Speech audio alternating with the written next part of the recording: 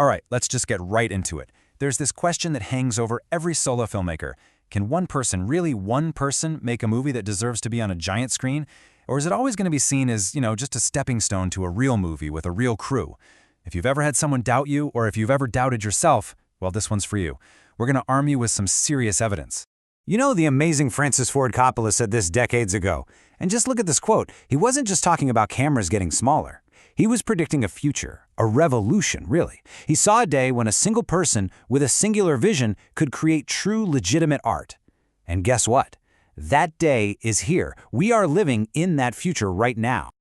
Okay, so before we dive into the proof, let's talk about the biggest myth out there. The myth of the crew. So on one hand, you've got the Hollywood way, right? It's like an army. Hundreds of people, millions of dollars, and the original idea gets passed through so many hands. But then, look at the other side, the solo creator. The crew? It's one person. The budget? Whatever they can scrape together. But the creative control? It's 100%. This isn't a vision by committee. It's a direct pipeline from a single human brain right onto the screen. It's pure.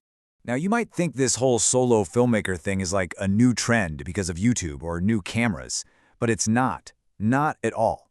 This is a powerful, respected tradition with some seriously deep roots.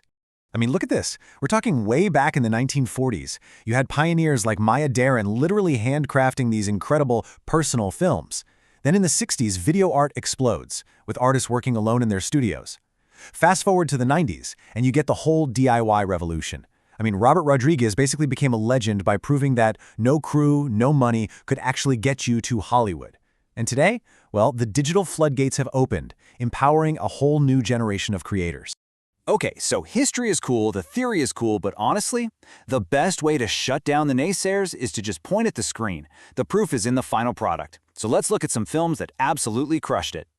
First up, a film that is just legendary for breaking everyone's brain in the best way possible, Shane Carruth's 2004 sci-fi film, Primer.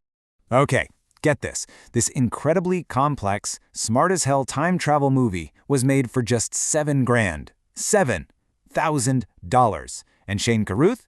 He didn't just direct it, he wrote it, he starred in it, he edited it, he even composed the score. He did literally everything. That's not a compromise. That's pure, unfiltered vision. And the result of all that solo work? Oh, not much. Just the grand jury prize at Sundance. It became this huge cult classic. It proved, beyond a shadow of a doubt, that one person can make something smarter and more compelling than 100 studio blockbusters.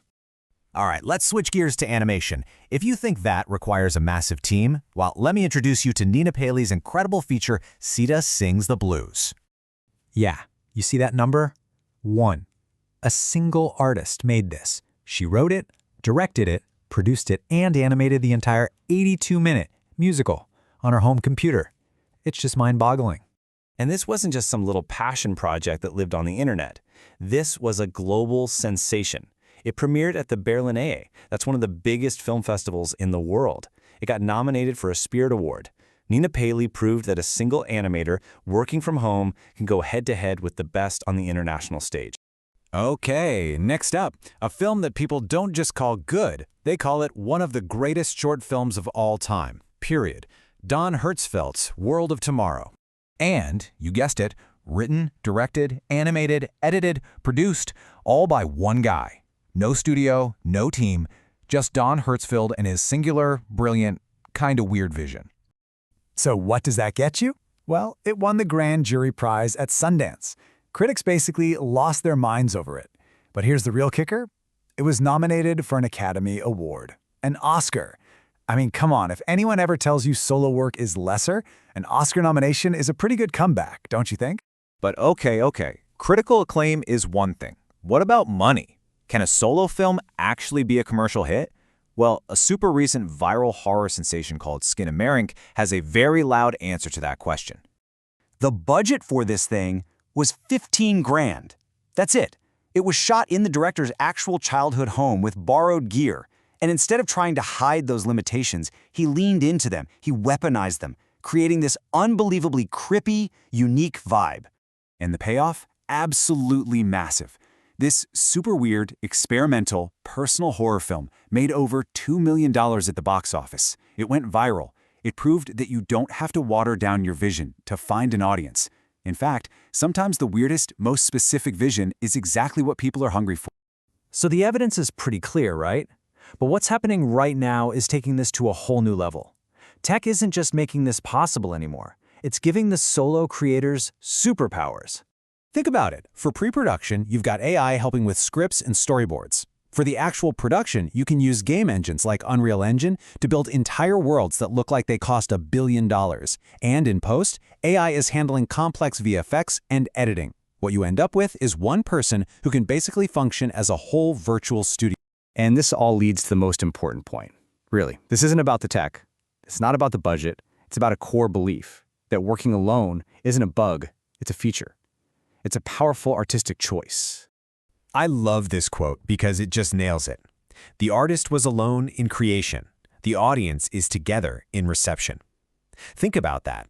Something made in total solitude by one person is then experienced by a room full of people, together. That jump from a solitary act to a shared experience, that's where the magic is.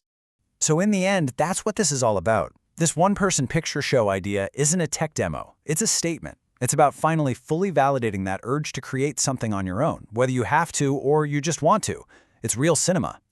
So there you have it. The evidence is overwhelming. We're talking Sundance winners, Oscar nominees, viral box office hits, all born from a single mind.